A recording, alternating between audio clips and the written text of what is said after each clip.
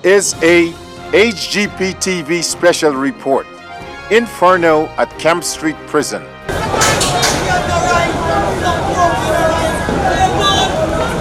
I am Kristen Macklingam with a special report on the destruction of the Camp Street Prison and the jailbreak that resulted in the death of at least one prison officer.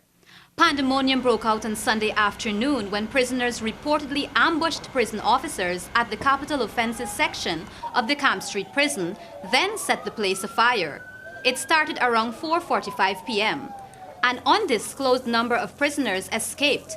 The government has given assurance that the small number of escapees will be contained and that citizens should not be fearful of their continued safety.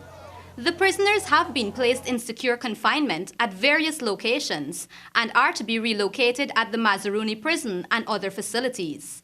So far, there is no indication that a crisis situation exists.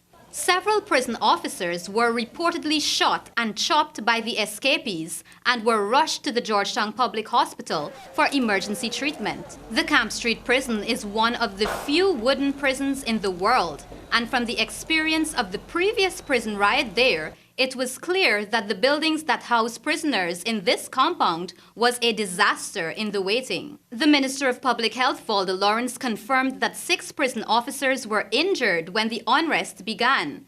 Earlier Sunday night, one prison officer was undergoing surgery for wounds inflicted, reportedly by the escapees. At least one prison officer has died.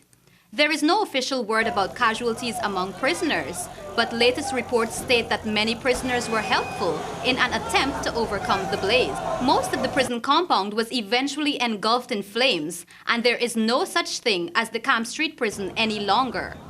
Only the eastern section of the compound along John Street remains standing. During the fracas, firefighters could not enter the premises to battle the fire, since the situation in the prison compound was considered very volatile. Gunshots were heard, and as the fire spread to other sections in the prison compound,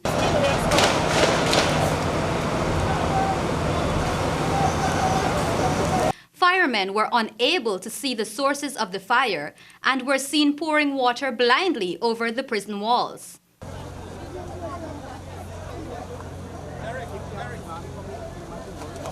Hundreds of persons surrounded the Camp Street Prison, some of whom were relatives and friends of inmates. They were in a state of confusion, trying to ascertain whether their loved ones had perished in the blazes.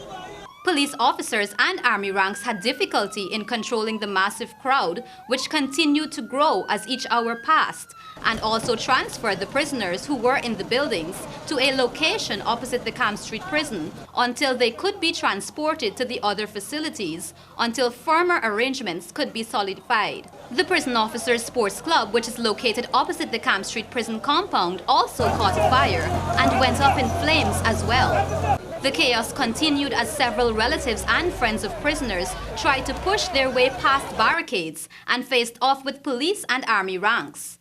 Gunshots were also fired outside of the prison, causing many persons to stampede to safety and hit the floor along Camp and Durban streets for fear of being shot. There were over 1,000 prisoners housed at the Camp Street Prison before the fires began. The Guyana Defense Force is playing a direct role in the public security situation following the jailbreak and towards the recapture of the escapees.